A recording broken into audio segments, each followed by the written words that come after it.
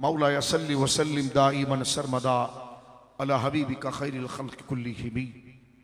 अल्लाह की हम्द व सना नबी मोहतरम नबी मुअज़्ज़म बाइस तख्लीक़ अर्द व समा सल्लल्लाहु अलैहि व आलिहि व सहबिही व बारक वसल्लम की बारगाह मुक़द्दसा में इंतहाई मोहब्बत व अक़ीदत के साथ दुरूद व सलाम पेश करने के बाद तमाम तारीफ़ अल्लाह वहदहु ला शरीक के लिए है।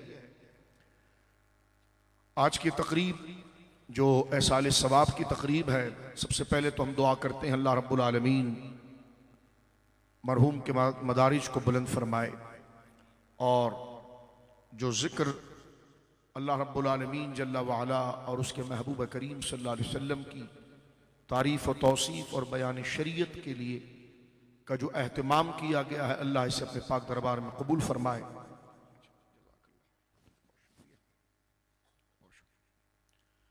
और अल्लाह रब्बुल आलमीन जल्ला वाला उनकी कब्र शरीफ को हद्दे निकात कुशादा फरमाए, उनके पसमानदगान को अल्लाह रब्बुल आलमीन जल्ला वाला अजर अज़ीम अता फरमाए और सब्र जमील अता फरमाए। मेरे दोस्तों बुजुर्गों, अल्लाह रब्बुल आलमीन जल्ला वाला ने नबी मुकर्रम सल्लल्लाहु अलैहि वसल्लम की उम्मत पर यह खास फजल फरमाया। देखिए, मेरा और आपका इस दुनिया के अंदर आना एक महदूद वक्त के लिए है और वक्त गुजार कर फिर अपनी आखिर मंजिल की तरफ लौट जाना, ये ऐसी हकीकत है कि कोई दीन इस्लाम पर ईमान लाए या ना लाए, वो इस बात का इनकार नहीं कर सकता। मौत एक ऐसा अटल फैसला है और मौत एक ऐसी हकीकत है जिससे कोई इंसान इख्तिलाफ नहीं रख सकता। बड़े बड़े कर्रो फर वाले यकीनन जिन्होंने इस्लाम का इनकार किया माज़अल्लाह और अपने दीन अपनी ज़िंदगी को शैतान के रास्ते पर चलाया और वो ये समझे कि शायद हमारा बदन, हमारी ताकत, हमारा माल, हमारी प्रोफाइल, हमारा स्टेटस, हमारा मर्तबा ये हमेशा बाकी रहेगा, लेकिन ये उनके लिए झूठ साबित हुआ। अगर कारून ने अपने लिए कोई जन्नत का एहतमाम किया तो उसमें कदम रखने से पहले उसे मौत ने दबोच लिया।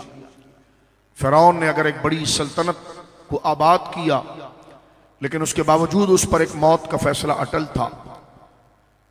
और तारीख इंसानियत में बदतरीन वो लोग जिन्होंने अल्लाह को भुलाया और अल्लाह के दीन को भुलाया और जिंदगी के मकसद को भुलाया कि वो किस लिए पैदा किए गए हैं, जिनमें बड़े बड़े फराईन और बदमाशों का नाम, जिसमें नमरूद, जिसके बारे में आता है कि कुरान ने उसका जिक्र किया है और इसलिए किया है कि हम उससे इबरत हासिल करें और जिंदगी के मकसद को समझें। नमरूद के बारे में ये मौरखीन उलमा ने लिखा कि वह तकरीबन आधी जमीन के ऊपर हुकूमत करता था, लेकिन आप देखें मौत उस पर भी वाक़ हुई। सबसे बड़ी तहजीब और सिविलाइज तहजीब फिरौन का दौर हम देखते हैं, या मक्का के करीब के इलाके कौम समूद के वो खंडरात आज भी देखिए 2000 यानी हम देखिए इस वक्त 2024 में दाखिल हो चुके हैं और कहा जाता है कि इंसान इस वक्त जो है वो तरक्की के उरूज को छू रहा है, लेकिन अगर लौट कर हम देखते हैं तो वो खंडरात और वो महल्लात आज भी इस तरक्की याफ्ता दौर और तहजीब के अंदर इंसान जब उन खंडरात का मुशाहिदा करता है, दौरा करता है, तो इंसान हैरान होकर रह जाता है कि आज हम जमीनों के ऊपर घर बनाते हैं, उन्होंने तो पहाड़ों के अंदर घर बनाए थे। आज तो हमारे पास बड़ी बड़ी मशीनरी और न जाने टेक्नोलॉजी और फन तामीर की क्या क्या इजादात हैं, लेकिन वो दौर आज से 2000, 3000, 4000 साल पुराना दौर, कौम समूद के वो खंडरात, बड़े बड़े चैनल्स बना लिए गए हैं, यूट्यूबरों ने बड़े बड़े उधर जाकर दौरे किए हैं और उस बात का मुशाहिदा किया है कि पहाड़ों के अंदर उन्होंने घर कैसे बनाए और फिर उसका ज़ाहिरी स्ट्रक्चर देखकर इंसान हैरान होता है कि इतने बड़े बड़े पत्थरों को मुंतकिल करना, फिर पत्थरों को तराश कर इतना उस जमाने में उनकी कारीगरी का एक नक्शा। तो कुरान करीम ने इस बात को जिक्र किया है और हर मक्की सूरत के अंदर ये बात जिक्र हुई है कि अल्लाह रब्बुल आलमीन जल्ला वाला ने अपने महबूब से फरमाया कि ए महबूब मुकर्रम सल्लल्लाहु अलैहि वसल्लम, आप इन काफिरों से जो अल्लाह की वही का इनकार करते हैं, आपकी रिसालत का इनकार करते हैं, खुदा के एक होने का इनकार करते हैं, इनसे कहो कि ये इतनी ज़हीन कौम जो तुम्हारे गिरद नवा आबाद थी, आज वो भूली बसरी बना दी गई है, वो नसिया मनसिया हो गए, भुला दिए गए हैं। तो आखिर उनका क्या कसूर था कि उनको सफ़े हस्ती से मिटा दिया गया। मौजूदोड़ों के मामलात आप देखें, इधर के मामलात आप देखें।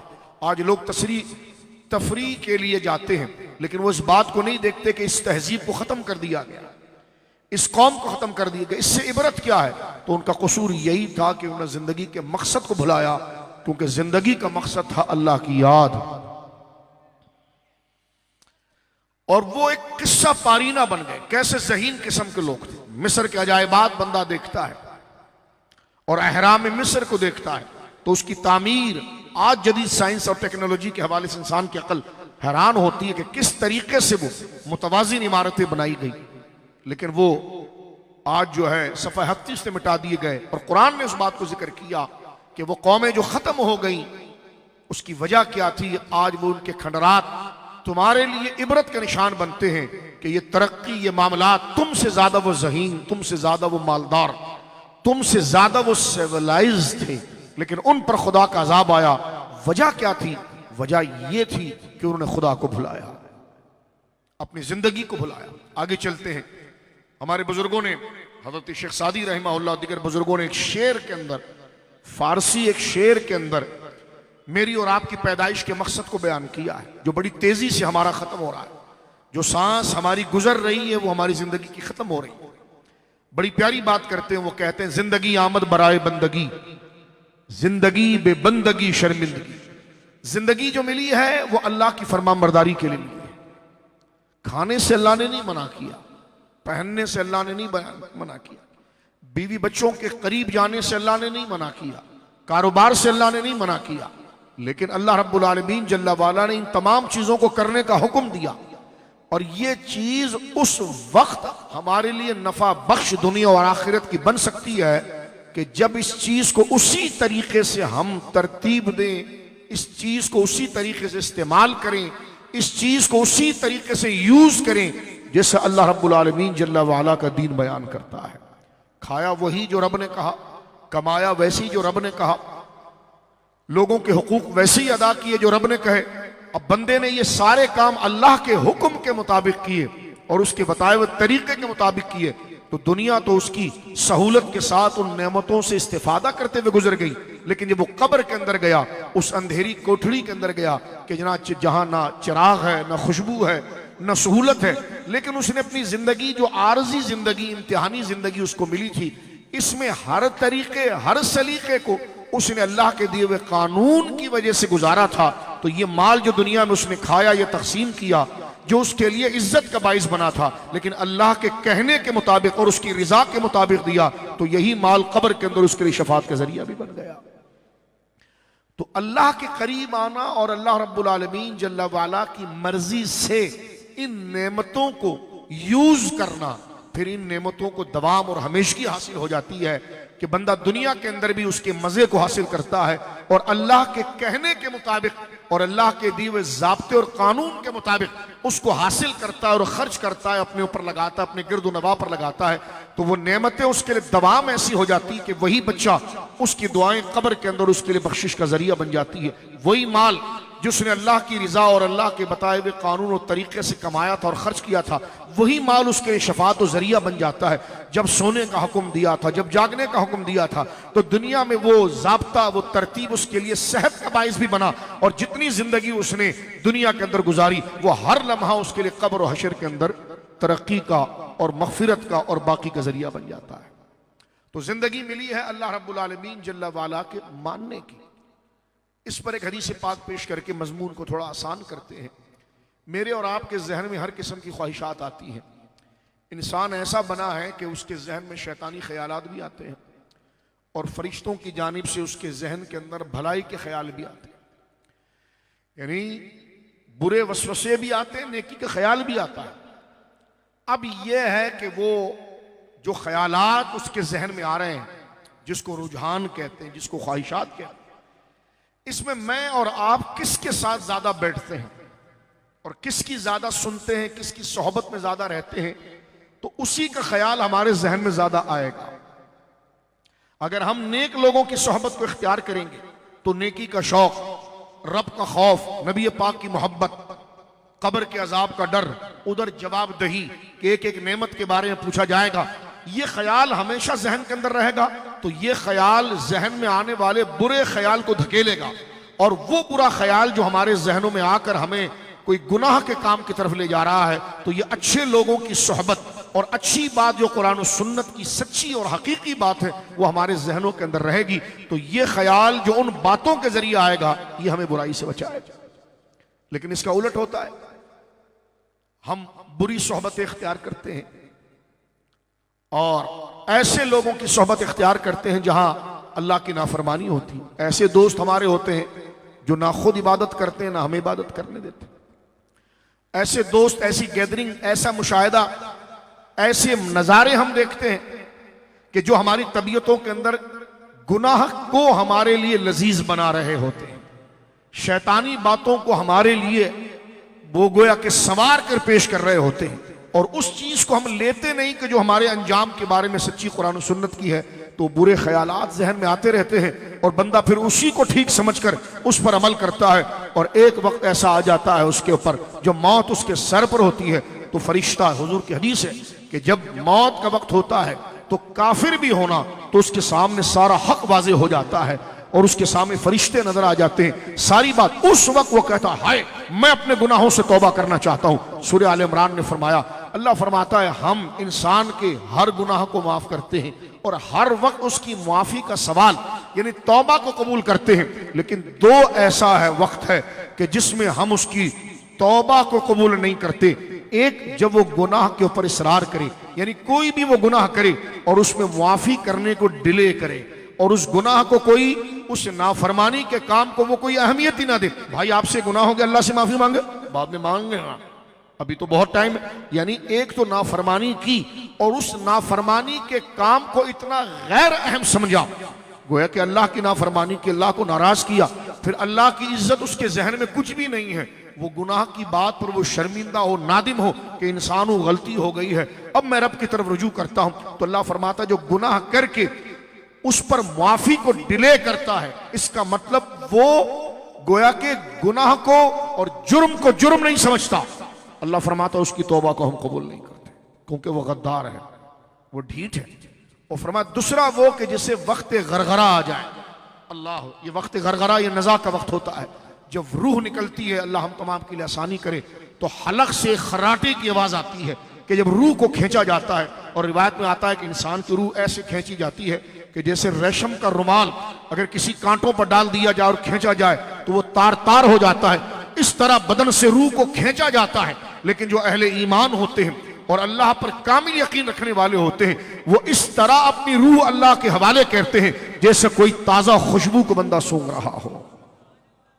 अल्लाह उनके लिए नज़ा का वक्त आसान करता है। तो कुरान करीम मेरे दोस्तों बुजुर्गों ये बात करता है कि वक्त गरगरा से मुराद नज़ा का वक्त, उस वक्त इंसान के सामने सब हक वाजे हो जाता है, चाहे वो मुसलमान हो या काफिर हो।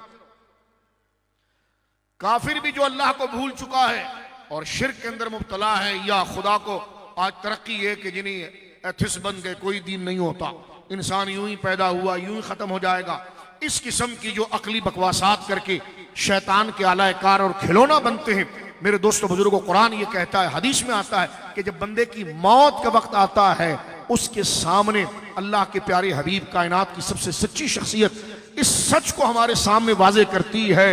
और समझदार आदमी वो है जो किसी की गाइडेंस में चले, किसी की हिदायत में चले, किसी के तजुर्बे में चले। तो रसूलुल्लाह सल्लल्लाहु अलैहि वसल्लम जो कायनात में सबसे सच्चे और हमारे सबसे बड़े मुखलिस हैं, वो फरमाते हैं कि मरते वक्त जब नज़ा का वक्त आता है और रूह इंसान के बदन से निकलती है, और मरने के लिए कोई बूढ़ा होना तो जरूरी नहीं है, मौत तो कभी भी आ सकती है, अल्लाह महफूज फरमाए। तो फरमाया जब मौत का वक्त आता है ना, तो उसकी आंखों के सामने से पर्दे हट जाते हैं, वो बाकायदा फरिश्तों का नजारा करता है। आप देखिए कई फेसबुक पर और यूट्यूब पर ऐसी वीडियो कैप्चर की गई है, बनाई गई है, और बाकायदा अगर कोई मरीज अस्पताल के अंदर इंतकाल कर रहा है तो सामने उस वार्ड रूम में अगर कैमरा लगा है तो वो उसके मुंह पर था कि उसकी इंतकाल के वक्त कैफियत क्या थी। ऐसी कई चीजें, इस वक्त टेक्नोलॉजी इतनी तरक्की कर गई है तो हम ये चीजें बाकायदा तौर पर गोया के सोशल मीडिया पर देखते भी रहते हैं कि बाकायदा इंसान की आंख खुलती है और वो एकदम ताज्जुब के साथ इस चीजों को देखता है कि ये क्या, ये वो मरहला होता है कि उसके सामने ये तमाम चीजें आया हो जाती हैं, फरिश्ते उसके सामने आ जाते हैं, दीन इस्लाम और अल्लाह के दीन की हक़ानियत उसके सामने वाज़ी होती है। अगर वो खुश नसीब मुसलमान है, अल्लाह अकबर, तो उसके लिए तो वो नज़ारा होता है कि जैसे खुशबू उसने सूंघा है ऐसी रूह उसकी निकाल ली जाती है। और अगर वो मुसलमान ना हो तो उस वक्त वो डर कर ये कहता है अल-आन तुब तो अल-आन, कुरान ये कहता है, उसके मुंह से जुमला निकलता है मैं अब अपने रब से माफी मांगता हूं। लेकिन अल्लाह फरमाता नहीं, माफी मांगने का वक्त खत्म हो चुका है, अब नजा के वक्त तूने तो सब हक देख लिया है, अब देख कर माफी मांगेगा तो क्या मांगेगा। मांगना तो जब था कि जब हमारे कहने पर यकीन करके मांगता, अब तेरी आंख के सामने सब बातें आ गई हैं, तो काफिर के सामने भी ये सारी चीजें आया हो जाती है कि जब वो नजा के वक्त इन तमाम चीजों को देखता है। तो मेरे दोस्तों बुजुर्गों, नबी पाक ने एक बड़ी जबरदस्त नसीहत मुझे और आपको की है। जामे तिर्मिज़ी की हदीस है, सरकार से पूछा गया हुजूर अक्लमंद कौन है, अक्लमंद आदमी कौन है और बेवकूफ आदमी कौन है। तो अल्लाह के प्यारे नबी इरशाद फरमाते, सही हदीस, अल कय्यिस, हुजूर फरमाते दाना और समझदार आदमी वो है, अल कय्यिस, दाना और समझदार आदमी वो है, मन दान नफ्सहू, जिसने अपनी बुरी ख्वाहिशात को अल्लाह के फरमान के मुताबिक झुका दिया। यानी नमाज का वक्त हो रहा है और जहन में ख्वाहिश आ रही है सो जा, उसने इस बुरी ख्वाहिश को झटका और अल्लाह का हुक्म माना। बुरी चीजों को, हराम चीजों को अपनी आंखों से देख रहा है, बुरी ख्वाहिशात उसके जहन में आई है कि इस हराम चीज को देख, और जहां देखने से अल्लाह रसूल नाराज होते हैं उसको देख, और इधर उसको ध्यान आया कि नहीं इससे अल्लाह रसूल नाराज होते हैं। तो हुजूर फरमाते दाना समझदार आदमी वो है, मन दान नफ्सहू, कि जो बुरे ख्यालात के वक्त अपने बुरे ख्यालात को झड़क दे और उसको पीछे करे, वो आमिला लिमा बादल मौत, और उस काम को कर गुजरे जिसका फायदा उसको आखिरत में मिलेगा, यानी गुनाह से बचकर वो दीन की तरफ रहे। फरमाया वो दाना है। और फरमाया सुनो, हुजूर आगे शाह फरमाते वल आजिज, और बेवकूफ आदमी वो है कि मन तबा नफ्सहू हवाऊ, कि जो भी ख्याल उसके जहन में आया, उसने देखा नहीं क्या खाना है क्या नहीं खाना है, क्या देखना नहीं देखा, बुरे दोस्तों की सोहबत में रहा, जो ख्याल उसमें आ रहा है, जो वो देखना चाह रहा है, तन्हाई में मोबाइल उसके हाथ में, जो चीज वो देखना, जो दिमाग में आ रहा है, जो उसकी बुरी ख्वाहिशात उसको ललचा रही है, वो देख रहा है। और हुजूर फरमाते हर बुरी ख्वाहिश के पीछे वो टो में लगा हुआ है। फरमाया बेवकूफ है वो जो अपनी बुरी ख्यालात की पैरवी करता है, वह तमन्ना अल्लाह, और साथ में ये भरोसा रखता है कि अल्लाह मुझे बख्श भी देगा।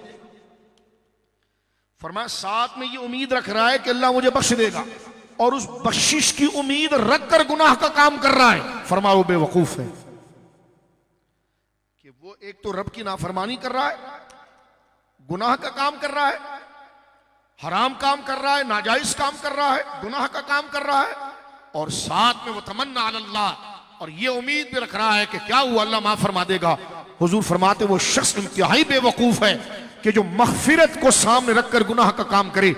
और फरमाया समझदार आदमी वो है जो कुरान की इस आयत पर अमल करे कि फमन यअमल मिस्काल ज़र्रतिन खैरन यरा वमन यअमल मिस्काल ज़र्रतिन शर्रन यरा, राई के दाने के बराबर भी अगर बुराई की है तो कयामत के दिन और कब्र में उसका हिसाब देना पड़ेगा। और राई के बड़े गुनाह तो बड़े गुनाह, फरमाया छोटा से भी गुनाह किया है और तौबा किए बगैर मर गया तो फरमाया उसका हिसाब वो देगा, कसे बाशक उसके पीछे कोई बंदा कुछ भी कर रहा हो। और फरमाया कि जिसने राई के दाने के बराबर अगर नेकी की है तो बड़ी नेकियां तो बड़ी नेकियां, फरमाए छोटी सी भी नेकी होगी तो अल्लाह रब्बुल आलमीन उसे अजर अता फरमाएगा। जामे तिर्मिज़ी शरीफ की हदीस है कि बंदा जब कब्र से उठेगा 6 सवाल उससे होंगे। वो पीर से भी पूछे जाएंगे, मुरीद से भी पूछे जाएंगे, वो इमाम से भी पूछे जाएंगे, मुक्तदी से भी पूछे जाएंगे।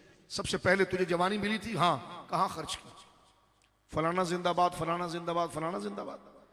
जवानी हमने दी थी, आंखों की नेमत हमने दी थी, बाजू की ताकत की नेमत हमने दी थी, दिमाग का शूर हमने दिया था, जुबान बोलने के लिए हमने दी थी, चेहरे की खूबसूरती हमने दी थी, अच्छी रंगो जीनत हमने दी थी, उम्र तुझे हमने दी थी, हमारे लिए कितना खर्च किया, जब हमारे क्या मांगा, कुछ भी नहीं।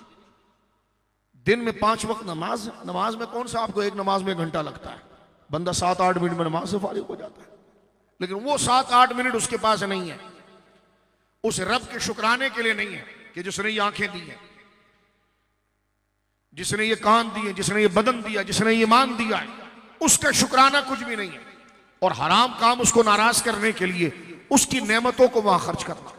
मुझे बताइए, अगर आप अपनी अमानत कहीं पर किसी के पास रखवाएं हैं और वो आपकी अमानत हिफाजत करने के बाद बजाय वो जिस काम से आप नाराज होते हो आपकी अमानत वहां लगाएं, तो इससे बड़ा खाइन कौन होगा। तो ये आंख, इसका मैं मालिक नहीं, ना आप मालिक। ये हमारा बदन, इसके हम मालिक नहीं। ये शऊर, ये दयानत, मैंने फलां डिग्री हासिल कर दी, मैं इतना पढ़ा लिखा, ये जहानत, ये सब रब की दी हुई नेमतें हैं। मालिक इसका रब है, हम इसके अमीन हैं। ये अमानत रब की है।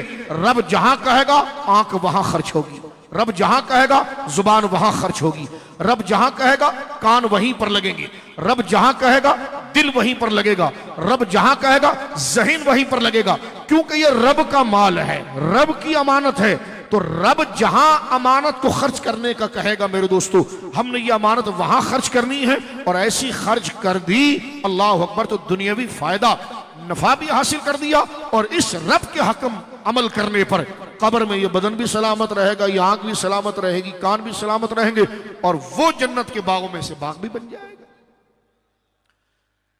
मौत से ज्यादा हकीकत क्या हो सकती है। हजरत फारूक आजम से किसी ने कहा मुझे नसीहत करें, फरमा मौत के अलावा भी कोई नसीहत है। एक बंदे ने मर जाना है, एक मुसाफिर ने अपनी मंजिल की तरफ जाना है, वो रास्ते के अंदर कहीं सुस्ताने के लिए पेट्रोल पंप पर रुक जाए, चाय पीने के लिए रुक जाए, है उससे कोई कहे कि जनाब यहाँ तो कुर्सी टूटी फूटी है, आप अपने घर में तो बड़े आराम से बैठते हैं। वो कहेगा भाई क्या दीवानों वाली बात करते हो, कौन सा मेरी मंजिल आ गई है, ये तो दरमियान में एक स्टॉप है, बट टाइम गुजारने के लिए थोड़ी देर रुके हैं, आगे हम चले जाएंगे और वहां जाएंगे तो मेरा मकान भी तैयार है, नहाएंगे भी, खाना भी खाएंगे। तो इंसान वहां दिल लगाता है जहां उसे हमेशा रहना रहता है। हुजूर फरमाते दुनिया इंसान के लिए एक मुसाफिरी की तरह है, इसमें उतना ही दिल लगाना पड़ता है कि जितना आदमी सफर गुजारते वक्त अपने डेस्टिनेशन और मंजिल से पहले वहां वो अपनी जिंदगी का थोड़ा वक्त गुजारता है और वहां से उतना ही हिस्सा लेता है जितना वक्त वहां गुजरा है, और असल सरमाया वहां पर लगाता है जिस मंजिल की तरफ उन्हें जाना है। रसूल करीम सल्लल्लाहु अलैहि वसल्लम तशरीफ फरमा थे। हजरत फारूक आजम कहते हैं कि मैं जब आया हुजरे के अंदर तो हुजूर उठकर बैठे तो सरकार का बिस्तर मुबारक जो है वो चटाई का था, और वो खजूर की चटाइयां थी और खजूर की सख्त शाखों से वो बनी हुई थी। तो जब हजरत उमर कहते हैं कि सरकार उठे तो सरकार के मुबारक बदन के ऊपर उसके निशानात थे। तो हजरत उमर रोने लगे, कहने लगे या रसूलल्लाह, ये दुनिया के बादशाह कैसर व किसरा किन बिस्तरों पर बैठते हैं और आप ये। तो आपने फरमाया कि उमर, जिंदगी और ऐश आखिरत का ऐश है। मोमिन के लिए, दूसरी हदीस, मोमिन के लिए दुनिया कैद खाना है, काफिर के लिए जन्नत है। फरमाया 6 सवालात पूछे जाएंगे। पहला सवाल जो पूछा जाएगा, देखो क्या जबरदस्त एग्जाम हो रहा है कि पेपर भी आउट हो चुके हैं और पूरी जिंदगी उसकी तैयारी के लिए दे दी गई है, और जब वो टाइम खत्म होगा ना, फिर उसके बाद अमल का मरहला नहीं होगा। जैसे एग्जामिनेशन हॉल के अंदर अगर बच्चा ये कहे कि सर मैंने पूरा साल तो ऐसी दोस्तों के साथ गप्पे शप्पे में गुजार दिया, आप मुझे 15 मिनट दे दीजिए, मैं बैग खोल के किताब पढ़ लूं। वो कहेगा नहीं बेटा, पूरा साल तुम्हें क्लास पढ़ाई थी और तुम्हें टाइम दिया था, ये 3 घंटा जो है और ये तुम्हारे सामने जो क्वेश्चन पेपर रख दिए गए हैं इसके जवाब दो। अब तुम एग्जामिनेशन हॉल के अंदर आ चुके हो, तो हमें जो पूरी जिंदगी मिली है वो तैयारी की है, और मैदान मैशर और कब्र वो हाल है कि जिसमें अमल नहीं होगा। अमल के लिए पूरी जिंदगी मिली है। सवालात 6 हैं कि तुझे जवानी दी थी, हाँ कहां लगाई, उम्र दी थी ना तुझे, हाँ कहां खर्च की, बताओ कहां खर्च की। अच्छा माल कमाया था, हाँ कहां से कमाया था बताओ, कहां खर्च किया ये बताओ। हमें पहचानने के लिए और अपनी जिंदगी के मकसद को जानने के लिए इल्म हासिल किया था कि तू क्यों पैदा किया गया है, तुझ पर तेरे रब का क्या हक है, तेरे दीन का क्या हक है, तू किसका पैदा करदा है उसके हक को तूने जाना, तो कितना तूने इल्म हासिल किया। का जी इतना हासिल किया, फरमा अमल कितना किया। हुजूर फरमाते हैं ये सवालात पूछे जाएंगे, क्योंकि हम साले सवाब की महफिल में बैठे हैं। रहना हो तो वो मरहूम रहे। कितनी दुनिया कब्रिस्तान आप देखिए, कोई जिन्नातों से नहीं भरे हुए। हमारे रिश्तेदार अईज़ो अकारिब हैं, वो गए, हमने भी जाना। इसलिए दाता साहब रहमतुल्लाह अलैह ने फरमाया कि इंसान गाफिल जब होता है, वो इबादात को जब भूलता है, जब उसे ये रह जाए कि मैंने हमेशा रहना है। फरमा मन आरफ नफ्सहू फ़क़द अरफ़ रब्बहू, जिसने खुद को फानी जाना उसने अपने रब को बाकी जाना। ये महल्लात यहीं रह जाएंगे, ये औलाद यहीं रह जाएगी। तुझसे पूछा जाएगा और तुझे सबसे पहले वहां रुखसत किया जाएगा। आज हमारा आखिरत और कब्र से ऐसा नाता कट गया है कि जनाजे के वक्त भी गप्पे शप्पे लग रहे होते हैं, कब्रिस्तान में भी गप्पे शप्पे लग रहे होते हैं। उसकी वजह क्या है कि हमने उस हकीकत को जानने की कोशिश ही नहीं की जो हमारे साथ वहां पर होगा। रसूल करीम सल्लल्लाहु अलैहि वसल्लम, कुरान करीम क्या है, हुजूर फरमाते हैं कि यौम, कुरान कहता है यौम ला यनफ़उ मालून वला बनून इल्ला मन अतल्लाह बिक़ल्बिन सलीम। फरमाया क़यामत के दिन ना औलाद काम आएगी और ना माल काम आएगा। फरमाया यौमा, क़यामत का दिन वो डरावना और खतरनाक दिन है, ला यनफ़उ मालून वला बनून, जिस दिन नफा नहीं देगी ना माल और ना औलाद, हाँ, इल्ला मन अतल्लाह बिक़ल्बिन सलीम, जो कल्ब सलीम के साथ हमारे पास आया हम उसे बख्श देंगे। यानी माल नफा देता है, औलाद नफा देती है, लेकिन उसको देती है जिसका दिल कल्ब सलीम है। कल्ब सलीम, कल्ब का माना तो दिल हो गया। अब जरा इसको जरा थोड़े से वक्त में जरा समझ लीजिए। छोटे छोटे टिप्स हमारे लिए कुरान करीम के हवाले से जो मैंने और आपने समझने हैं, ताकि हमें अपनी जिंदगी का मेच्योर तरीका, ये 6 सवालात, हर चीज के बारे में सवाल होगा, ये पूछा जाएगा। सुस्ती और काहली में जिंदगी गुजार दी, सो रहे हैं तो सोते जा रहे हैं, खा रहे हैं तो खाते जा रहे हैं, लेकिन एक एक नेमत के बारे में अल्लाह के हुजूर सवाल होगा। ये नहीं हो सकता कि जनाब जो है वो हम ऐसी चले जाएं और बाद में कोई दूसरा कोई काम करता रहे। हाँ, सबसे बड़ी नेमत जो है वो ईमान है। ईमान अगर बंदे के अंदर हो, जैसे कुरान ये कह रहा है, जरा गौर से सुनिए, यौम ला यनफ़उ मालून वला बनून, क़यामत का दिन वो है जिस दिन ना माल फायदा देगा ना औलाद फायदा देगी। हाँ, ये दोनों फायदा जब दे सकती है इल्ला मन अतल्लाह बिक़ल्बिन सलीम, जब बंदा कल्ब सलीम के साथ हमारे पास आए। जब वो कल्ब सलीम के साथ आएगा तो माल भी फायदा देगा जो उसने दुनिया में कमाया और खर्च किया, और उसकी औलाद भी फायदा देगी जो उसके लिए दुआ कर रही है, या उनको दीन के नाम पर उसने दीन के रास्ते पर लगाया, हक और सच और अखलाक सिखाया। ये दोनों माल और औलाद उसे नफा देगी, मगर कब? जब वो बंदा खुद इल्ला मन अतल्लाह बिक़ल्बिन सलीम, जब हमारे पास कल्ब सलीम के साथ आया हो। अब यहां पर समझने की बात, कल्ब 2 नुक्ते वाले काफ के साथ दिल को कहते हैं। कल्ब सलीम के कई माने, लेकिन यहां एक माना यह किया गया है, सलीम सिल्म से बना है, सीन लाम मीम, जिसका माना है मोहर, जिसका माना है दाग। जब सांप जो स्नेक, सांप जो है जब बंदे को ढंसता है ना, तो अरबी जबान में उसको सिल्म कहते हैं कि उसने ढंस कर उसको निशान लगाया। तो कल्ब सलीम से मुराद निशान वाला दिल। क्या निशान वाला दिल?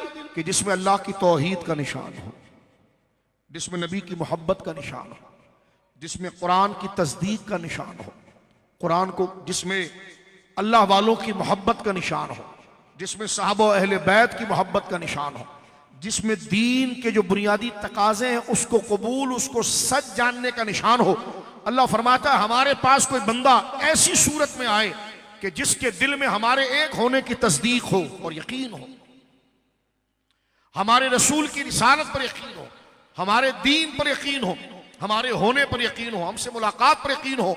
फरमाया ऐसा दिल लेकर कोई आए और अगर उससे खताएं हो चुकी हों तो कल्ब सलीम यानी निशान वाला दिल, स्टैंप वाला दिल लेकर आया है, तो फिर हम उसके लिए जन्नत के दरवाजे खोल देते हैं कि ये गुनाहगार तो है लेकिन गद्दार नहीं। वो निशान लेकर आ रहा है कि दिल पर इसके निशान हमारी तौहीद, हमारे जिक्र का है, हमारी नबी की शरीयत का है, मोहब्बत का है, ताल्लुक का है, और हर उस बंदे के साथ प्यार का है जिससे हम मोहब्बत करते थे। लेकिन ये चीजें देखें, हमें पहले नहीं पता है, लेकिन जब दीन की महफिल में बैठेंगे हम जब कारोबार करते हैं तो कारोबारियों के साथ बैठते हैं, बिल्कुल बैठना चाहिए, वरना बिजनेस कैसे होगा। लेकिन जो असले दीन है कि हम क्यों पैदा हुए हैं, कारोबार कैसे करना है, खाना पीना कैसे है, बच्चों के साथ जिंदगी कैसे गुजारनी है, और एक जिम्मेदारी ये भी है कयामत के दिन जब बंदा उठेगा तो जो हाकिम है ना, हुक्मरान, ये वजीर आजम बन जाते हैं, ये सब बन जाते हैं, जैसे पीर साहब है, जैसे माँ बाप है, हर वो मर्तबा जिसके मातहत कुछ लोग हों, जैसे बाप और माँ, उसके मातहत उसके बच्चे उसकी परवरिश में होते हैं, जैसा वो चलाना चाहे बच्चे वैसे चले। इसी तरह उस्ताद और पीर कि उसके मातहत उसके शागिर्द होते हैं, जैसा वो तलकीन करेगा वो उसे चलेंगे। इसी तरह हुक्मरान, उसके नीचे पूरी रियाया होती है, उनके लिए खैर ख्वाही करना। तो हुजूर फरमाते कुल्लुकुम राइन व कुल्लुकुम मसऊलुन अन रइयती, हर शख्स अपने मातहत के बारे में पूछा जाएगा। मां से पूछा जाएगा कि उसने बेटी की तरबियत कैसे की। माँ बाप से पूछा जाएगा कि उसने अपने बेटे और औलाद की तरबियत कैसे की। मुर्शिद से पूछा जाएगा कि उसने अपने मुरीदों पर शरीयत कैसे मुंतकिल की। हाकिम से पूछा जाएगा उसने लोगों का हक कैसे दिया। यह नहीं होगा कि खाली उसकी मगफिरत हो, जो जितना बड़ा जिम्मेदार होगा, जो उसको मानने वाले हैं, उन सब का हिसाब भी उससे लिया जाएगा। माँ बाप से औलाद का हिसाब लिया जाएगा, क्योंकि बच्चे तो बच्चे हैं, लेकिन माँ बाप ने उनको फिल्मों ड्रामों के अंदर लगाया, उनको क्या पता था। माँ बाप ने हराम काम में लगा दिया, बच्चे उस पीछे चल पड़े। तो अब ये नहीं हो सकता कि साल में एक दफा माँ बाप मुसल्ला लेकर लैलतुल कदर में आ जाएं तो किस्सा साफ होगा, नहीं, वो अल्लाह की अमानत थी। तो कुल्लुकुम राइन व कुल्लुकुम मसऊलुन अन रइयती, माँ बाप का फर्ज था कि वो उसको अल्लाह का जो दीन है वो याद दिलाते, नबी की शरीयत जो है वो याद दिलाते, कुरान और सुन्नत की तरफ वो लाते, लोगों के जो हुकूक हैं, अल्लाह का जो हक है, रसूल का हक है, माँ बाप का हक है, लेन देन का हक है, पड़ोस का हक है, जो शरीयत का जाब्ता है, जहां कॉलेज और यूनिवर्सिटियों के अंदर आला तालीम उनको दिलाई है दुनिया के हुसूल के लिए, तो दुनिया और आखिरत की तरक्की के लिए उनको कुरान और सुन्नत का भी इल्म दिलाते। क्यों नहीं उनके लिए ये सहूलियात दी है। तो लिहाजा माँ बाप से उनकी औलाद के बारे में पूछा जाएगा, मुरीद और उस्ताद से उनके मातहत लोगों के बारे में पूछा जाएगा कि क्यों तलकीन नहीं की, क्यों तरबियत नहीं की। माँ बाप पूरी कोशिश करें अपनी औलाद के साथ, खुदा ना करे अगर औलाद नाफरमान हो तो माँ बाप बरी जिम्मा हो जाएंगे, लेकिन वो क्योंकि वो उनके मातहत हैं, औलाद उसकी सुपरविजन के अंदर है, उसकी सरपरस्ती के अंदर है। इसी तरह हुक्मरान के बारे में यह नहीं हो सकता कि 50 साल इधर चीफ बना रहा, बाद में जाके इटली में फिर रहा है। उससे एक एक बंदे के बारे में पूछा जाएगा, इस मुल्क के बारे में, कि जो जितना बड़े ओहदे पर है उसको उसके मातहत के बारे में पूछा जाएगा। यह शरीयत मुताहरा की बुनियादी जिम्मेदारी है, क्योंकि मौत ने एक दिन आ जाना है और उसका हिसाब के लिए बंदा पेश हो जाएगा। अब इसका दूसरा रुख हम पेश करते हैं मेरे दोस्तों बुजुर्गों। अब आप देखें, नमाज का वक्त है, हमें पता ही नहीं कि नमाज का वक्त क्या। अल्लाह का मौजिन बुला रहा है, लेकिन हम उस तरफ बढ़ते नहीं है, उस तरफ आते नहीं है। रस्म और रिवाज के अंदर यह है कि मैयत हो जाए तो हम फौरन कुरान खानी शुरू कर देते हैं, और अच्छी बात है। फौरन दीन की बात सुनने के लिए करीब आ जाते हैं, अच्छी बात है, बहुत लाख की सताइश है। लेकिन जब शादी ब्याह होगा तो सारी हिंदुआना रस्म होगी, गम होगा तो दीन की बात होगी। तो ये 50-50 कैसे है? खुद में क्यों मुनाफिकत कर रहे हो? तो जिस गम में जिस रब को याद करना है वही रब खुशी में भी याद रखा जाएगा। जब गम में उसके हुक्म का पाबंद होना है तो खुशी में भी उसके हुक्म का पाबंद होना है। तो मैंने और आपने जो अपनी जात के अंदर एक मुनाफिकत पैदा की हुई है, 2 नंबरी पैदा की हुई, कि तकलीफ होगी तो रब को याद रखेंगे, खुशी होगी तो कुफार के रास्ते पर चलेंगे। अल्लाह अकबर, ये बहुत बड़ा धोखा है मेरे दोस्तों, और बड़ी तेजी के साथ मेरी और आपकी जिंदगी गोया कि खत्म हो रही है। अब कुरान की तरफ आइए, कुरान ने क्या कहा? फरमा ऐनमा कुंतुम युद्रिकुमुल मौत, ऐनमा तकूनु युद्रिकुमुल मौत, तुम कहीं पर भी हो मौत तुम्हें पकड़ेगी। वलो कुंतुम फी बुरूज मुशय्यदा, चाहे तुम अपने लिए पक्के किले क्यों ना बना लो। मौत के लिए जरूरी नहीं है कि अगर कोई बॉडीगार्ड लेकर फिरे तो उसको नहीं आ सकती, और जो आजाद फिरे उसको आएगी। ये जो कुरान की आयत है 5वें पारे की, हजरत खालिद बिन वलीद रदी अल्लाह ताला अपने बिस्तर पर थे और आपके बदन पर आपने इतनी जंगें लड़ी हैं कि आपके बदन का पूरा हिस्सा तलवारों से जख्मी रहा, यानी निशान था। आपके जब वफात का वक्त आया तो आप बहुत रो रहे थे, तो आपके बेटे ने कहा कि कोई दवाई का एहतमाम किया जाए, आप रो क्यों रहे? फरमाया नहीं, मुझे कोई बदनी तकलीफ नहीं है, मेरी कोशिश यह थी कि मैं अल्लाह की राह में जिहाद करते हुए अल्लाह के किसी दुश्मन के हाथ शहीद कर दिया जाऊं, ताकि मेरी मौत मेरी मगफिरत की गवाह बन जाए कि यह जान अल्लाह के लिए निकली थी। लेकिन देखो मैंने इतनी जंगें लड़ी हैं, खालिद बिन वलीद का नाम ही एक निशान है। और बड़ी बड़ी रोमन के साथ यरमुक की जंग अगर आप देखें तो बंदा हैरान होता है कि जनाब 10 लाख बंदों के मुकाबले में सिर्फ 10 सहाबी उतरे। आप यरमुक को पढ़ के देखें, 2.5 लाख को कैदी बनाए, कईयों को मारे और कईयों को भगाएं, और ये खालिद बिन वलीद रज़ी अल्लाह तआला तने तनहा गोया कि एक नहीं लाखों के मुकाबले में उतरे। ये कानून है। और रोमन ने यह कहा था कि खालिद को सिर्फ हम देखना चाहते हैं, वो खालिद कौन है कि जो लाखों के लश्कर से उसे दहशत नहीं थी, क्योंकि उनको मौत पर यकीन था। बिस्तर पर वो रो रहे हैं तो बेटे ने कहा कि आप रो क्यों रहे हैं? फरमा रो इसलिए नहीं रहा कि मेरा कोई बदन दुख रहा है, रो इसलिए रहा हूं कि मैं अपनी मौत मैदान जंग में मांगता था। तलवारों की मैं साए में रहा और मुझे मौत नहीं आई। यानी 2.5 लाख बंदों से अकेला लड़ जाए बंदा, आप पढ़ के देखें तारीख, ये अल्लाह की शेरों का ये काम था। जंग यरमुक अगर आप पढ़ कर देखें तो फरमाया, लेकिन देखिए अल्लाह ने मेरी मौत कहां लिखी है? बिस्तर के ऊपर। तो यहां से पता चला ये नहीं है कि बंदा तलवारों में होगा और ग्राउंड पर होगा, दुश्मन के सामने होगा तो मौत आएगी, घर में नहीं आएगी। अल्लाह फरमाता वलो कुंतुम फी बुरूज मुशय्यदा, चाहे तुम अपने लिए पक्के किले क्यों ना बना लो, मौत तुम्हें दबोच लेगी। लिहाजा मुझे और आपको इस बात की तरफ गौर करना चाहिए। बात को इख्तिताम की तरफ ले जाते हुए, जामे तिर्मिज़ी की हदीस है, बुखारी मुस्लिम में भी है कि बंदा जब कब्र में जाता है उसके रिश्तेदार उसको छोड़ के चले जाते हैं, जो करीबी होता है वो भी चला जाता है। चंद आयात पढ़ ली जाती है, फातिहा शरीफ पढ़ लिया जाता है, सारा दिन तो नहीं गुजारा जाता। उस अंधेरे में उसे नहीं जिंदगी गुजारनी है, यानी जो उसकी आखिरी की बरज़ख की जिंदगी उसने गुजारनी है। रसूल करीम फरमाते हैं कि फरिश्ते हाजिर हो जाते हैं, उसको बिठा देते हैं और उससे 3 सवालात करते हैं। तेरा रब कौन था? मन रब्बो का, तेरा रब कौन था? ये उससे थोड़ी पूछ रहे हैं कि जनाब जो काफिर था। इस वक्त मैं मोमिन की बात कर रहा हूं, सवाल उससे भी होगा जिसने पूरी जिंदगी अल्लाह अल्लाह कहा। उससे पूछा जा रहा है, तवज्जो कीजिए, कि तेरा रब कौन था? मुझसे और आपसे पूछा जाएगा तेरा दीन क्या था? तो भाई हम टोपी पकड़ी और नमाजों में तो होते थे, लेकिन उस वक्त जवाब वो देगा जिसने दुनिया में सिंसियरिटी के साथ अल्लाह को याद किया हो। चल चलाओ में याद किया है, दिल में अल्लाह की कोई याद नहीं, जुबानी जमा खर्च है, वो खतरे में आ जाएगा। लेकिन वाकई में जिसने दिल की दिलचस्पी और शौक के साथ अल्लाह को अल्लाह कहा, हुजूर को हुजूर कहा और इस्लाम से मोहब्बत की, वो जवाब दे जाएगा। फरमा मर रब्बुक, इसलिए अपनी सोहबत ऐसी इख्तियार करो जैसे बंदा अपने मकान बनाने में, अपने घर गृहस्थी के लिए दिल से ललचाता है ना, ऐसी लालच और हिर्स अल्लाह को कबूल करने की होनी चाहिए, जो दिल से हो। कि बंदा जो प्लानिंग करता है, आज इतना कमाऊंगा, कल इतना कमाऊंगा, ये कर लूंगा, ये सारे कनेक्शन ख्यालात में उसके दिल से आते हैं। और ये जज्बात अगर नहीं आते तो अल्लाह के लिए नहीं आते। और कब्र के अंदर ये नहीं पूछा जाएगा, रब के बारे में पूछा जाएगा, और पूछा जाएगा उसी से जिसका सोयम और चहलुम हो रहा है। जो मुसलमान था उससे पूछने की क्या जरूरत है? क्योंकि दुनिया में अगर उसने सिलचल चलाओ से काम लिया, जुबान पर खुदा को रखा, नाम मुसलमानों का था, मुसलमानों के घर में पैदा हुआ, दिल से कभी उसने हमदर्दी, दिलचस्पी, शौक रब और रसूल के लिए नहीं दिखाई, उसको सवाल का जवाब याद नहीं रहेगा। इसलिए कि याद उसको रहता है जो दिल से किसी चीज को कबूल करता है।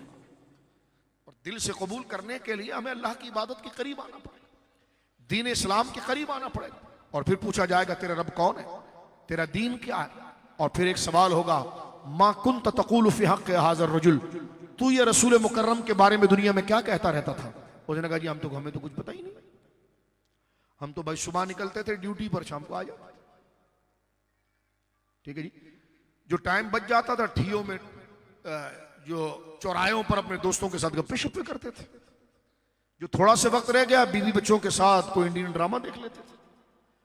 तो हमने तो कभी सवालों के बारे में सोचा ही नहीं है। और ऐसी तो जिंदगी गुजरती है हमारी कि तेरा रब कौन है, तेरा दीन क्या है? तू इस नबी के बारे में, हुजूर का चेहरा दिखाया जाएगा, हुजूर की ज़ियारत कराई जाएगी और कहा जाएगा मा कुन्त तक़ूलु फ़ी हक़्क़ि हाज़ा रजुल, इस शख्सियत के बारे में तू क्या कहता है? लेकिन जिसे अपने बीवी बच्चों के लिए रोटी कमाना याद हो और वो कमाना रब के लिए याद हो और उसे रब का हक याद हो, वो कहेगा ये तो मेरे महबूब है जिनकी याद में मैं जिंदगी गुजारता था, ये तो मेरा दीन इस्लाम है। तो जब तक अपने अंदर से उसके अंदर लगन पैदा नहीं होगी, ये दो तीन बातें मैंने सिर्फ सवाल सर्च की है। आखिरी बात इस मौजू की, एक कुरान की और आयत सुन लिए, सूरह बनी इसराइल।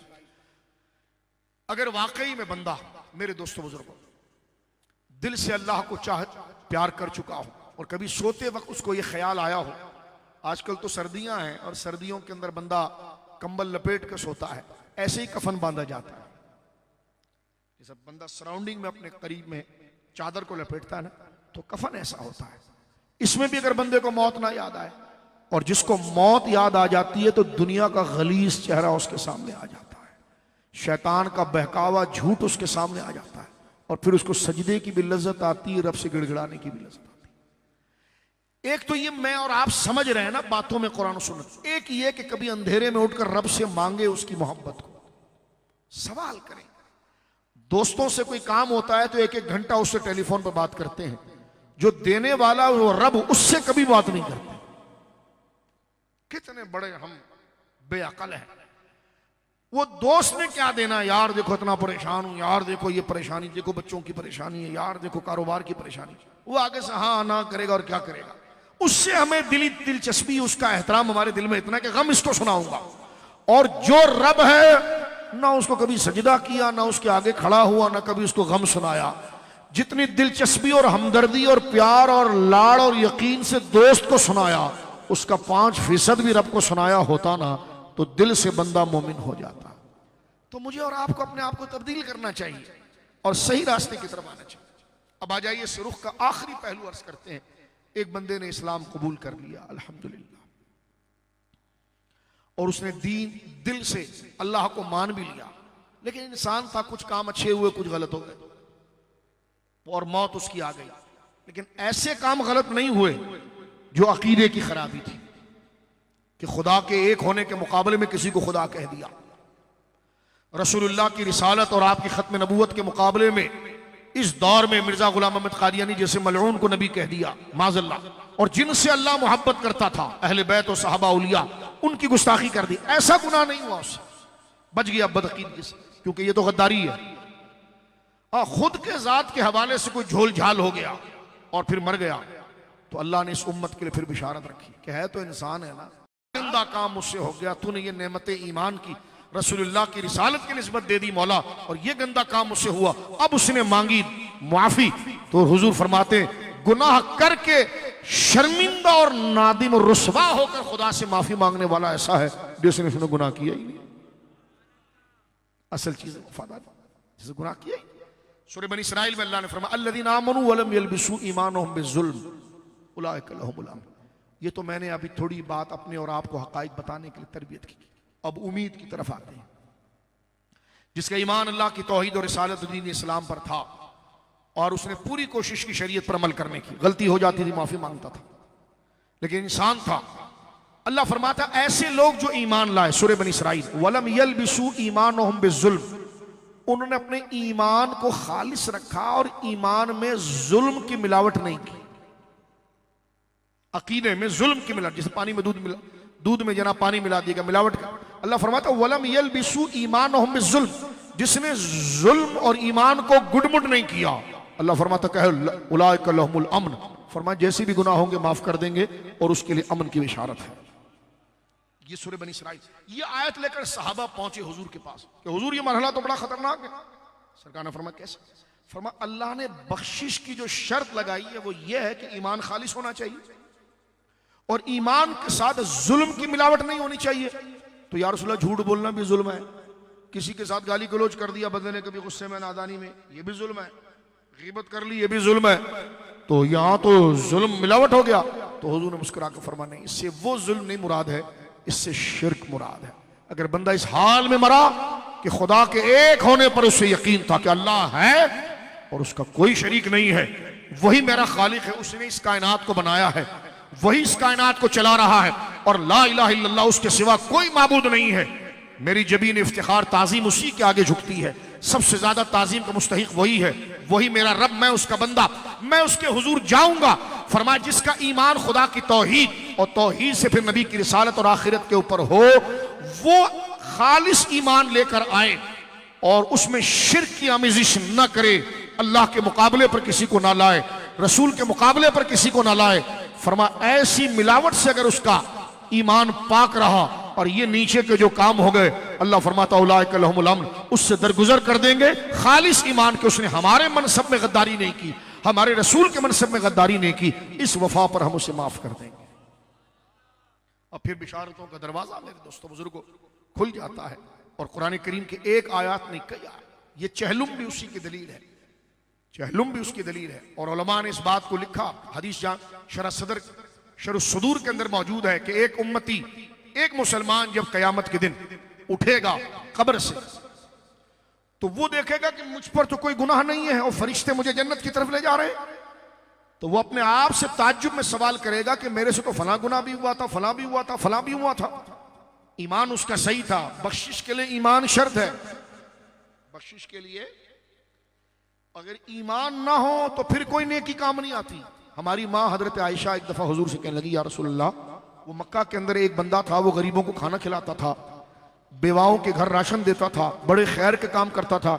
या रसूलल्लाह वो मर गया, उसको कोई फायदा होगा? हुजूर फरमाया नहीं, इसलिए कि उसने खुदा पर ईमान नहीं लाया था।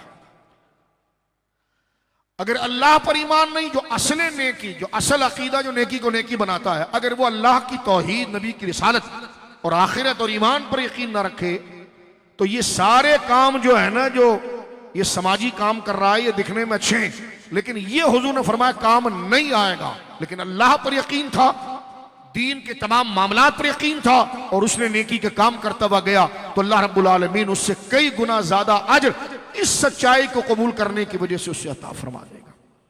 इमाम सूती अलैहि रहमत ने इस रिवायत को नकल किया है, कहते हैं कि जब जन्नती मोमिन जब कब्र से उठेगा, जब उठने का वक्त है, अल्लाह अकबर, अल्लाह हम तमाम के लिए कब्र की मंजिल आसान करे, तो वो देखेगा कि फरिश्ते उसे जन्नत की तरफ ले जा रहे हैं। वो कहेगा मेरा तो फला भी गुनाह था, फला भी गुनाह था, फला भी गुनाह था। उससे कहेंगे जो तेरे बाद वाले तेरे लिए दुआ करते थे ना, तो तेरे गुनाहों को खुदा ने झाड़ दिया है। यह है एहसाल सवाब। एहसाल सवाब, आखिरी जुमले सुनिए जो आप बैठे हैं, सोयम हो, चहलुम हो, बरसी हो, उर्स हो, ये सब जायज है। इनके नाम अलग अलग हैं, काम एक ही है कि अल्लाह के पसंदीदा काम करना और अल्लाह ने जिन कामों को नेकी कहा है वो काम करना। और जब बंदा कोई नेकी का काम करता है तो अल्लाह अपने फजल से उसकी नेकी को जाया नहीं करता, उस पर रिवॉर्ड देता है, अजर देता है। तो बंदे को ये इख्तियार है कि वह कहे मौला मैंने जो नेकी की, ये 2 रकात नफिल पढ़ी, मैंने ये कुरान की तिलावत की, मैंने ये फला काम किया, मैंने गरीब के साथ मदद की, तेरी रिजा के लिए की, तो अल्लाह जब उस पर अजर देता है, क्योंकि अल्लाह मोहसिनीन नेकी करने वाले के अजर को जाया नहीं करता, वो अपने फजल से अता फरमाता है, तो बंदा ये कहे मौला जो तूने अपने फजल से मुझे दिया ना, ये मैं अपने वालिद को पेश करता हूं, अपनी वालदा को पेश करता हूं। इस पूरे तरीके को कहते हैं अरबी जबान में एहसाल सवाब। अब इबादत की 3 किस्में हैं। एक वो इबादत है जिसमें हमारा बदन खर्च होता है, जैसे नमाज, पैसा तो नहीं लगता, बदन खर्च होता है। एक वो है जिसमें माल लगता है, जैसे ज़कात, सदका। और एक है मजमुआ इबादत, जैसे हज, जिसमें बदन भी है, माल भी। ये 3 इबादत हुई, इबादत बदनी, इबादत माली, इबादत मुरक्कब। शरीयत ये कहती है, अहले सुन्नह का ये इजमा है कि तीनों किस्म की इबादतों का मजमुआ अपने मरहूमीन की रूह को पहुंचाया जा सकता है और उसका अजर अल्लाह रब्बुल आलमीन जल्ला वाला उन मरहूमीन को अता फरमाता। मैं कहीं पर गया तो एक बेवकूफ कहने लगा, वाह मैयत को हमारे अमल का सवाब क्यों करेगा, अमल हम करें सवाब मैयत को मिले, ये कौन सा दीन है? तो मैंने कहा ये जो तू सवाल कर रहा है ये दीन नहीं है, और ये जो लोग कर रहे हैं यही दीन है। नहीं समझे आपने? कहने लगे ये क्या बात है, काम हम करें, फायदा। आजकल टीवी पे आता ना मुल्हिद जावेद गामदी, इस किस्म के लिबरल किस्म के लोग, वो कहने लगे जी काम हम करें। देखो लॉजिकल सवाल बनता है उसका, लॉजिकल सवाल बनता है। कहता मेहनत हम करें सवाब उसको पहुंचे, ये क्यों है? तो मैंने उससे पूछा अब्बा का जनाजा पढ़ा था आपने अपने? कह लगा हाँ। मैंने कहा अब्बा ने अपना जनाजा पढ़ा था या तूने अब्बा का पढ़ा था? तो उसने कहा नहीं मैंने अब्बा का पढ़ा था। तो मैंने कहा जनाजा अमल मैयत का था या तेरा था? कहने का वो तो मेरा था। मैंने कहा जब जिंदे का अमल मुर्दे को नहीं पहुंचता तो ऐसी शमशान घाट ले जाते कि ये क्या नमाज जनाजा पढ़ा? तो नमाज जनाजा पढ़ा पता चलता है कि वो अमल मैयत का नहीं होता, वो आपका होता है। अगर आपके अमल से उसको बेनिफिट नहीं पहुंच रहा, आपकी दुआ से उसको कुछ अजर नहीं मिल रहा, तो नमाज जनाजा की क्या हैसियत रहेगी? नमाज जनाजा खुद बताता है कि गैर का अमल गैर को पहुंचता है, बशर्ते कि दोनों मोमिन हो। अब आप देखें ना, मैयत खुद अपना जनाजा तो नहीं पढ़ती। नमाज जनाजा क्या है? दुआ, अल्लाहुम्मा फ़िल हय्यिना व मय्यितिना व शाहिदिना व गायबिना, बख्श दे हमारे मुर्दों को, हमारे जिंदों को, हमारे मौजूद को, हमारे गायब को, हमारी औरतों को, हमारे मर्दों को, हमारे बच्चों को। दुआ है ना। अब दुआ मैयत अपने लिए कर रही है या आप उसके लिए कर रहे हैं? जनाजा सब पढ़ते हो ना, बोलो आप करते हो ना मैयत के लिए दुआ? इमाम साहब आगे हाथ बांध के कर रहे हैं, आप भी कर रहे हैं। तो अब आप करते हो, अगर ये असाले सवाब जो स्वयं चहलुम में ये नहीं पहुंच रहा, क्यों नहीं पहुंच रहा जी? कहने लगे लो दुआ अमल तुम्हारा है, तो जो अमल करेगा अमल उसी को पहुंचेगा, दूसरे को उसका अमल नहीं पहुंचता। तो मैंने कहा भाई नमाज जनाजा जो है वो मैयत का अमल नहीं है, वो तो नमाजियों का अमल है। वो नमाजियों का अमल उस तक अगर नहीं पहुंचता तो जनाजा क्यों है? तो वहां नमाजियों का अमल उस तक पहुंच रहा है, तो ये कायदा तो टूट गया कि गैर का अमल किसी दूसरे को नहीं पहुंचता। तो यहां पर देखें, अमल आपने किया है और फायदा मैयत को पहुंच रहा है। अब बड़े से बड़ा भी कोई मुल्हिद हो, नमाज जनाजा का तो इनकार नहीं कर सकता। नमाज जनाजा का ये सियासी लोग मरते हैं तो मुंह पर रुमाल रखकर जनाब जनाजा पढ़ रहे होते हैं, ठीक है, जिनमें से जो पढ़ा रहा हो तो उसको भी दुआ याद नहीं होती। लेकिन अगर वो पूरी जिंदगी इस्लाम से बेजार रहे, कादियानियत के करीब रहे, लेकिन फिर भी बंदा मर जाए तो उनके नजदीक जनाजा फिर भी नजर आता है। तो जनाजे का मतलब क्या है? जनाजा जो है वो मैयत तो उस चारपाई पर, अल्लाह रहम फरमाए, और ये जो दुआ है ये आप उसके लिए कर रहे हैं। तो ये अमल किसका है? मैयत का या आपका है? हमारा है। तो हम उसके लिए दुआ कर रहे हैं। अगर ये चीजें उस तक नहीं पहुंचती तो फिर नमाज जनाजा भी बंद कर दो। तो ये सीधा समय में जल्दी से कॉन्सेप्ट आपको दिया कि इसका अमल उस तक पहुंचता है, अमल उस तक पहुंचता है, और अल्लाह रब्बुल आलमीन जल्ला वाला उसके लिए तरक्की मदारिज का जरिया बनाता है। और आखिरी एक बात मैं यहां पर बुखारी शरीफ की हदीस पढ़ूंगा आपके सामने।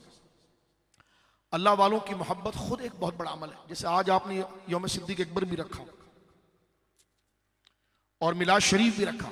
मैं हदीस का सिर्फ खुलासा आपको बताऊं, नसई शरीफ में रिवायत मौजूद है। ये जो आयत आप पढ़ते हैं ना सूरह यूनुस की, अला इन्ना औलिया अल्लाह ला खौफुन अलैहिम वला हुम यहज़नून, खबरदार जो मेरे वली हैं उन पर ना कोई खौफ है ना वो गमगीन होंगे। आपको पता है वली कौन होता है? एक तो वो औलिया हैं, गौस कुतुब अब्दाल, वो बंदा भी वली बन जाता है। कैसे?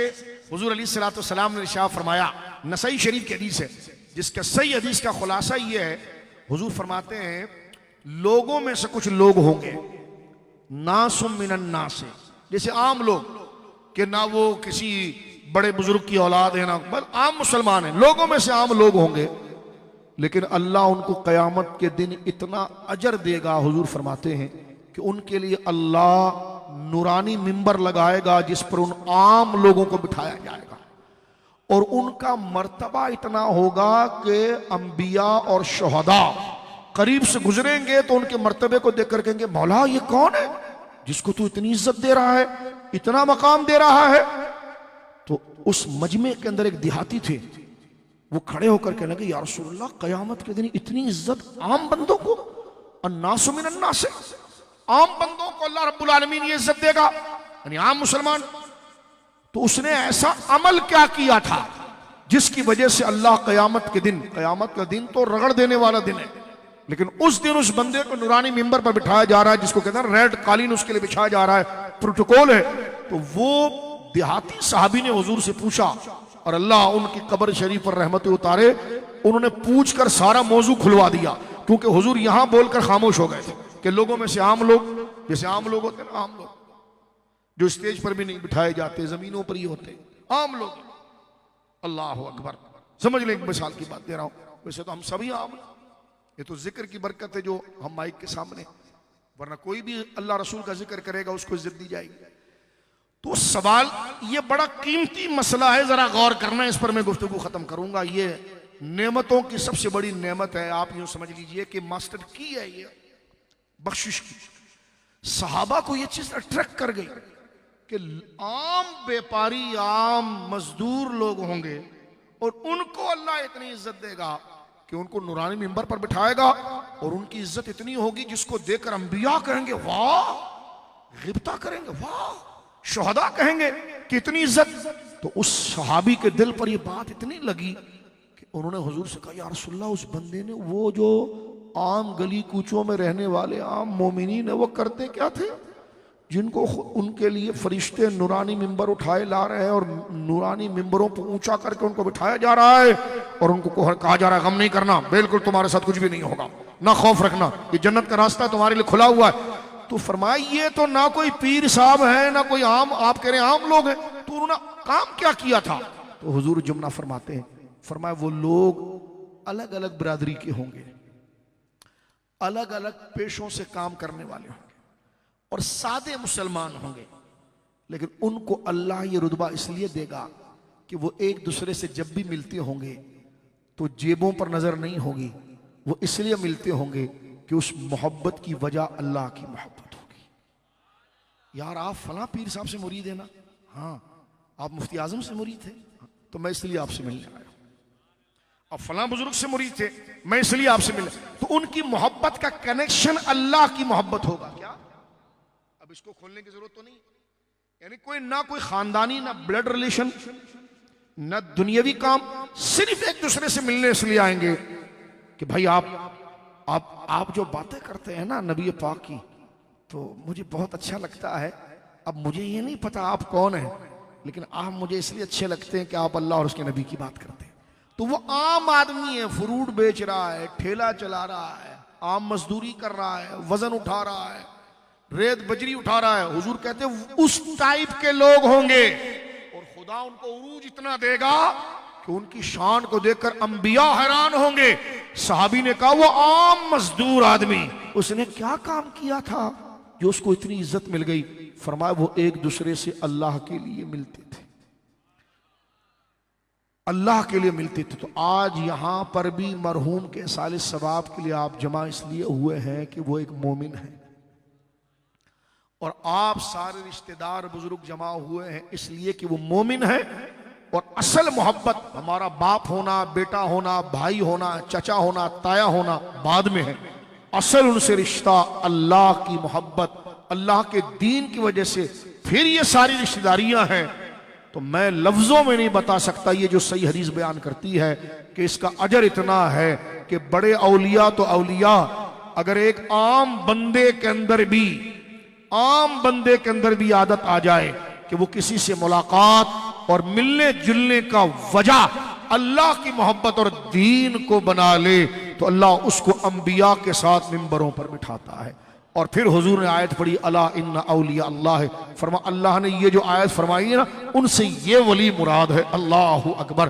तो मुझे बताइए जो अल्लाह के लिए लोगों से मिलते हो वो इस आयत में आ जाए, और अल्लाह जो खुद जिनसे प्यार करता हो तो वो किस मकाम पर होंगे? तो अल्लाह रब्बुल आलमीन हमारे उस भाई की मग़फ़िरत फरमाए, और जो कलिमात हमने कहे हैं अल्लाह हमारे सख्त दिलों को नरम करे। अभी अगर हमने इशा की नमाज नहीं पढ़ी है तो इशा की नमाज की तरफ जाएं, फजर नहीं पढ़ी है तो फजर की तरफ जाएं, क्योंकि कुछ नहीं पता बंदे की जिंदगी कितनी बाकी है। और अगर जहन में ये हो कि आज कर लूंगा कल कर लूंगा, ये शैतान का वसवसा है।